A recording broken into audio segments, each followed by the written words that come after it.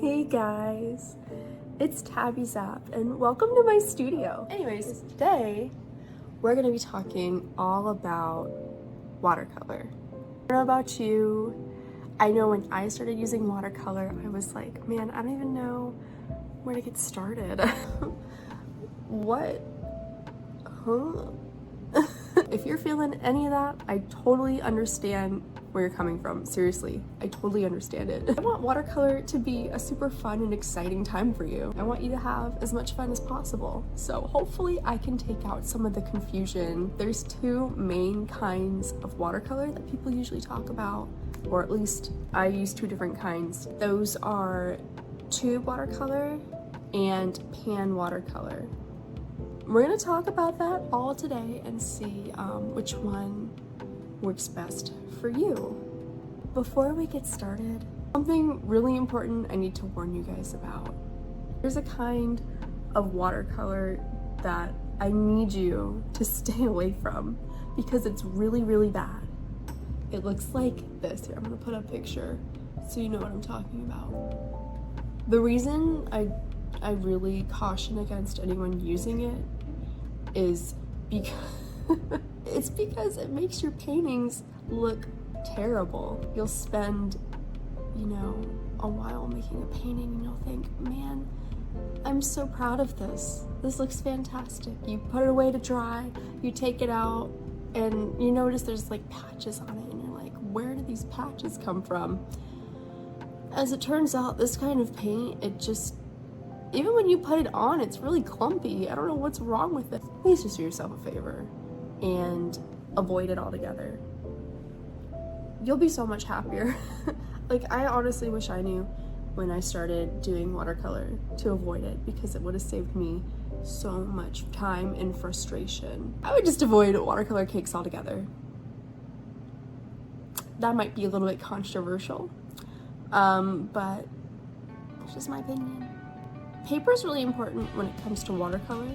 You might think, oh, I can just use whatever paper I want in my sketchbook and that's fine as long as I have the right paints. No, no, you really need to invest in a good watercolor paper. First kind of watercolor paper is called hot pressed paper. Hot pressed paper doesn't really have much of a texture to it. Think like Bristol board if you've ever used that, Bristol paper. It's very smooth, it's very, just doesn't have a lot of a tooth or texture to it. It's thick, but like, it's really good if you do graphic art and you like a lot of like solid lines, like cartoons, like anime. Hot pressed paper is your friend. It'll come out very smooth. There's cold pressed paper if you like paintings that are more soft and elegant and nuanced or more of like a painterly style. You're gonna want to go with cold pressed paper. Now, I use cold pressed paper for all of my paintings, gouache and watercolor.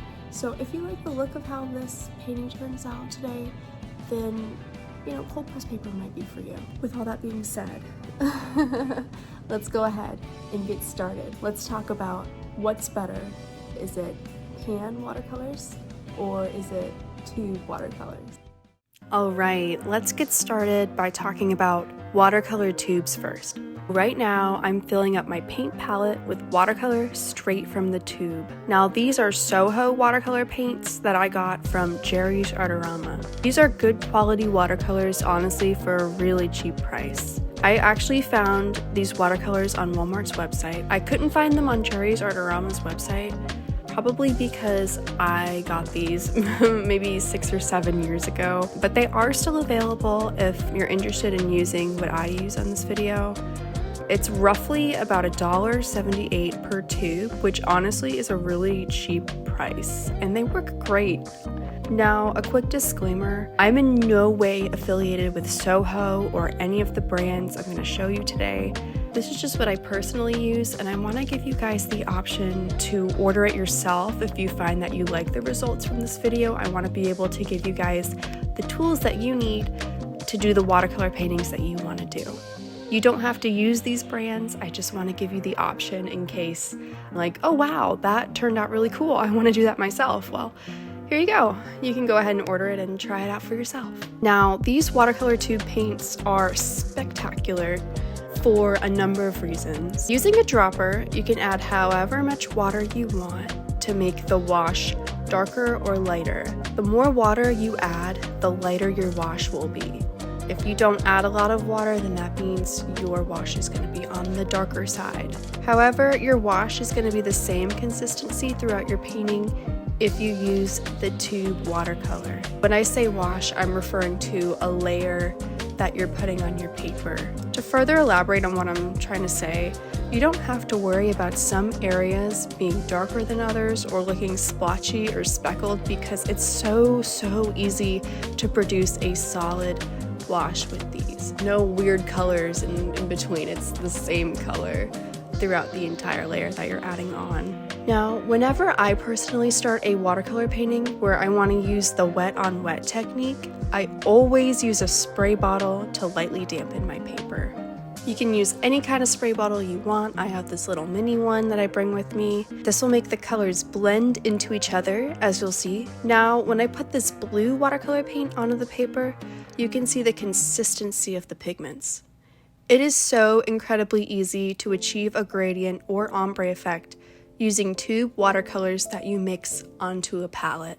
This is because you know exactly what color you're getting, and if you take a color swatch at the beginning, it will match the same color in the painting, which is just perfect if you need to get that exact color. You're also getting a lot of paint for the amount of product you're using. As you can see from the beginning of this painting, I just used a tiny little dot of watercolor from the tube, and honestly, I could use that entire dot to lay a solid wash over the entire painting if I wanted. These watercolor tubes are seriously packed with pigment, which I personally love. So to summarize, watercolor tube pigments are a great choice for artists who want to be precise with their color mixing. They want to make sure that they get the exact color they're looking for. They want plenty of paint for a reasonable price, or they want to achieve a perfect gradient effect. Seriously, I cannot make a gradient as nice with the pan watercolors as I can with tube watercolors. However, if you're more of an on-the-go artist who, say, likes to draw on the train or maybe at a coffee shop, this might prove to be too messy of an option for you. Alright, let's go ahead and talk about watercolor pans now. If you're someone who likes to travel and you like drawing on the go, you should seriously consider getting a travel watercolor set with individual pans. Usually they come with a closable lid to keep your paint safe and individual divots for mixing paint straight onto the lid, which is super helpful. I've had my travel watercolor set for 7 years now, and unfortunately the lid just broke off, but honestly I take this baby with me everywhere I go. And if you run out of a paint color, you can just purchase refills. My personal watercolor set is from Lukas. I'd say it's a good quality brand and also relatively inexpensive. I don't believe they carry my exact watercolor palette anymore, considering how old it is, which is totally understandable, but I did find a comparable option on Jerry's Artorama's website. I will link it in the description. Now, this one in particular has 12 colors. It has 3 sections for mixing paint and a brush. I personally don't believe you need more than 12 colors. I think you'd be fine with that many. Honestly, as long as you have your primaries, you're good. That's what I would personally recommend. Also, if you're interested in a watercolor pan travel set, I would highly consider getting one of these brushes. They have a reservoir that can be filled with water, allowing you to work on watercolor paintings without needing to dip your brush in a cup of water, because how inconvenient would it be if you sat down in a little coffee shop and you had to take a cup of water and you had to fill it, and instead of having to do that, you can just bring one of these and it's fantastic. So as you can see from my demonstration, these pans are also packed with pigment like the tube watercolors, but it is really hard to control the exact color that I'm putting onto the paper. Sometimes it comes off very vibrant, very bright. Other times it's darker, and you just never know exactly what color you're going to get. However, these are really easy to use and they're far less messy than tube watercolors. All you gotta do is spray your paints with your spray bottle, dampen your brush, and swipe over the color you'd like to use. If you're not concerned with having lots of control over your painting and you want to work more loosely, then watercolor pans are perfect. You can work straight from the pan, no problem. Working directly from the pan also ensures vibrant colors. It's just so hard to determine exactly what the color is going to be. The only way, honestly, to resolve this issue is to mix the color directly onto a palette, but this may prove to be too much effort if you're out traveling. Overall, these paints are wonderful for the on-the-go artist as they are easy to use and far less messy, although you may need to sacrifice a little bit of precision and control. So are you an artist working in a studio, or are you an artist that likes to travel? Do you want your paintings to be exact, or do you have a more loose style that you work in? If you answered yes to the first part of both questions, then watercolor tubes are the right choice for you. And if you answered yes to the second part of both questions, then watercolor pans, especially in a travel set, may be more your style. Thank you so much for watching. If you learned something new or found this video helpful, please don't forget to like and subscribe. I really hope you learned something new today. Thank you so much. I'll see you guys in the next one.